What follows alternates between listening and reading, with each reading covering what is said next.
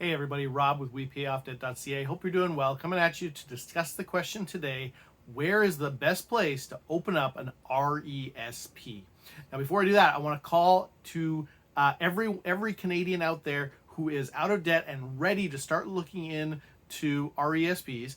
Go ahead and shoot me a text, 204-81-36-133, and I would love to help you out, help you get that really set up, get that going, and get some plan. But I'm going to give you some actionable tips that you can do to move forward on that right now. Okay, so here we go. All right, now the first thing that really matters is where are you at in your finances right now? Because if you are still in debt, a lot of people like to use RESPs because they want to get their kids through college. They don't want their kids to have a student loan like they did. And some of you might actually still be paying off your student loans as your kids are now trying to get or considering student loans. So what I want to tell you is that getting out of debt first is by far the most important thing when it comes to saving for your kids' college. The best way to help your kids get through college is be in a place where you can actually support them and help them either before they go or as they go. So now if they're 18 and they're starting this fall and you've got $60,000 in debt, they're working, right? You've got to be dealing with your own debt. You've got to be dealing with your situation. Obviously, you can help them to some degree, but they've got to be working. They've got to be finding ways to get through it. But if they're 16, 15, 14, all the way down to, a baby, at that point, you can start planning first to get out of debt and then to deal with the RESPs. But Rob, it's going to take me 5 years to get out of debt. Well, then there's something wrong with your get out of debt plan. You should definitely take a look at some of my other videos for that. The goal should be debt-free within 24 months best, preferably even 18. If you've got a whole lot, maybe 36, but certainly no longer than 36 months. If it's looking like it's going to be longer than that, you got to blow something up. There's got to be some serious, drop some dynamite in your personal finance life and make something drastic happen, because something's got to fix that. Okay, so if you're on baby steps 1, 2, or 3, so that is if you have any debt whatsoever, or if you don't have a fully funded emergency fund, you've got to be doing that first. And I know I'm hammering this point home and I'm pushing hard on this, and some of you are like, Rob, I clicked on this video because I want to learn about RESPs. I get that. And it's so tempting to just start a $50 a month, or a lot of people use their child tax benefit and they say, you know what, that's the kids' money, that's going to go into their RESP. It's not worth it, guys. It's not worth it. Until you are completely debt-free, you won't have the margin to put enough in to make a drastic difference. If you're putting away a small amount into RSP, you know what they're gonna have when they go to college? A small amount.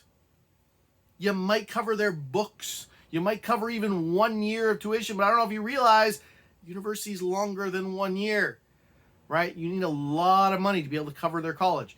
And so this is the goal. Get completely out of debt first. Put even the child tax benefit at the top of the page of your budget, and use that to help your budget to get out of debt, get control of your money, every single penny. So if you're in debt right now, and if you don't have a fully funded emergency fund, or both, stop all RESPs.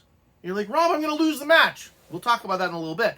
But yes, even if it costs you losing the match, you should still do it, because there's something about the power of focus that really does a whole lot when it comes to becoming debt-free.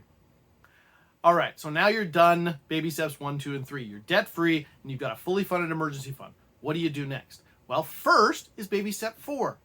You are going to retire, assuming everything goes well. The kids may or may not go to college. Now, an RESP is still a great resource, but baby step 4 is the best place to go next, which is 15% of your income into retirement. Okay? So what does that look like? You've got to start setting up in your budget 15% of your income that you are putting aside into retirement. Now you're like, well, Rob, I don't know where to put an RESP, so I don't know where to put an RRSP or a TFSA. Okay, fine.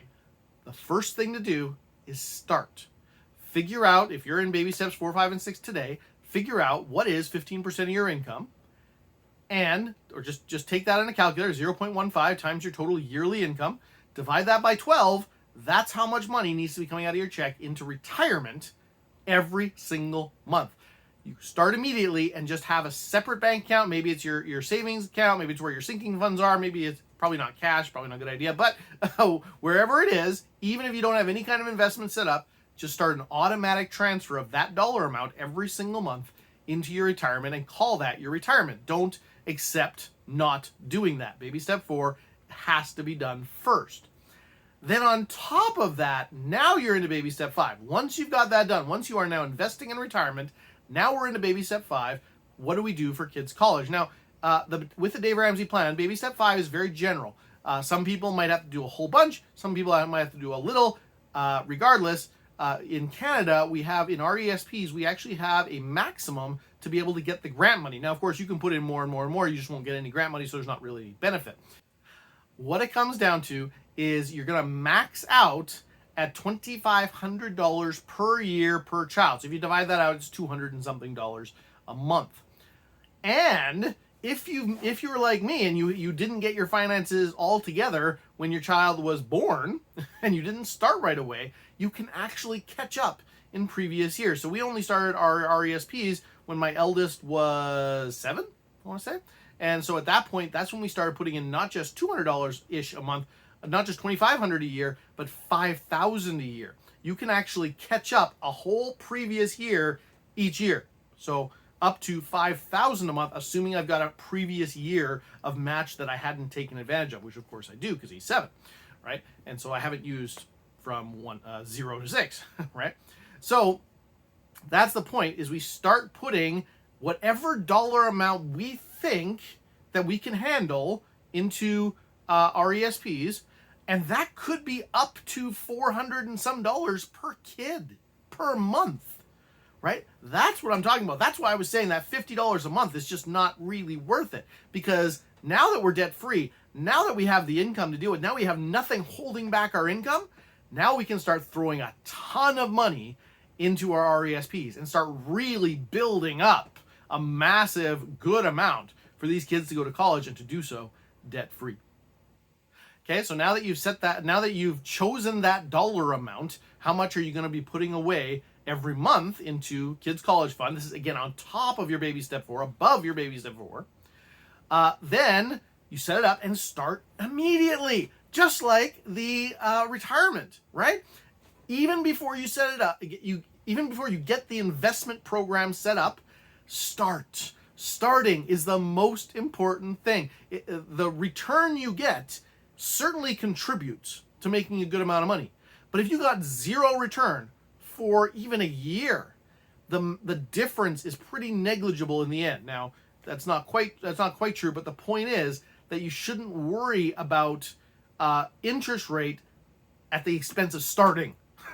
Starting and doing it is the most important thing. Actually get money going into the kids' college fund right now, and just know how awesome that feels once you're debt free. You've got the emergency fund. You're living on substantially less than you make, so much so that you can invest 15% of your income and start putting away for your kids' college. Again, that maxing out at somewhere around $5,000 per year per child, using up a previous year.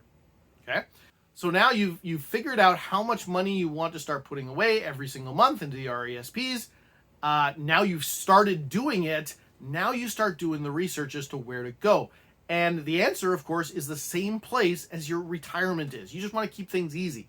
Don't go through a business where their whole job is RESPs. They won't do a good job. There's a lot of scammy companies out there where their whole business model is we're going to get you to sign up for an RESP, and you're not nearly going to get the growth you can get. I have my investments for my kids' RESPs invested in the same way that my retirement funds are. They're making good income. They're making good interest, good growth on the money. And that's important. I want to actually have more money for them once they get to that age.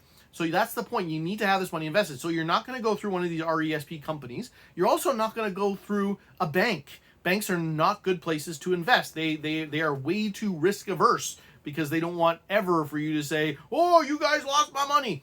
Well, of course, that should not how it ever goes anyway, because it's your money. You need to make the decisions and you need to choose where it's invested. And if you make a bad decision, then it's your fault, right? So that's why you get advisors and teachers. That's why you're looking for somebody to help with both your retirement and your RESPs that has the heart of a teacher. Okay, so you want to find somebody and interview some people if you need to, but find these people who have a heart of a teacher that are going to teach you and show you how you can invest. And I would strongly encourage you to use the Dave Ramsey investing philosophy, which is investing 25% of your total balance into 4 different mutual funds, one in each type, one in a U.S. aggressive growth stock, one in growth stock, U.S. growth stock, one in U.S. Growth and income stock, and one in non-U.S. funds. Okay, so 4 mutual funds, 25% in each, just going into that. And so that's the same that I do for my retirement. That's the same that I do for my RESPs. Now, what I do at this point, I actually still don't have that person with a heart of a teacher. I'm looking for somebody in Winnipeg to help me know more about investments. Until then, I've set it up with CIBC Investor's Edge, which is actually a great little platform, especially for following the Dave Ramsey investing philosophy. I don't pay commissions on buying mutual funds, which is incredible. It's actually I would pay commissions to buy an ETF, but I don't pay commissions to buy a mutual fund. It still has the MER, of course, the fees that you pay for a mutual fund in the background. But all the ones I buy beat the S&P index over the long haul, and so I'm willing to spend the fee. So now, with where things are at with my CIBC's Investor's Edge, it takes me less than 10 minutes every 3 months, right? As I start putting in money into either my retirement or my RESPs, as they pass $1,000, $1,000 being the minimum dollar amount to buy more mutual fund, the cash builds up until it hits that $1,000 mark, at which point I go in, look at which is the next mutual fund to buy that's the lowest I've put money in so far, and I buy that one for $1,000, and overall they become about the same balance as we go on. So that's it. It once you get it set up, whether you're using CIB Investor's Edge or you're using a financial person to do this for you, regardless, it's dead easy at that point. 10 minutes every 3 months or so, just a few minutes a month to be able to keep things going, and you just set up the automatic transfer out of your bank account, and it's good to go. Okay. So I hope you find that valuable. Hope you find that useful. Go ahead and comment below if you have a particular question, a particular comment, or a particular issue with any of this I've shared, or a frustration or confusion on anything I've shared. Always looking for content ideas, so please go ahead and share those below. Thanks so much. Have a good one. We'll talk to you again.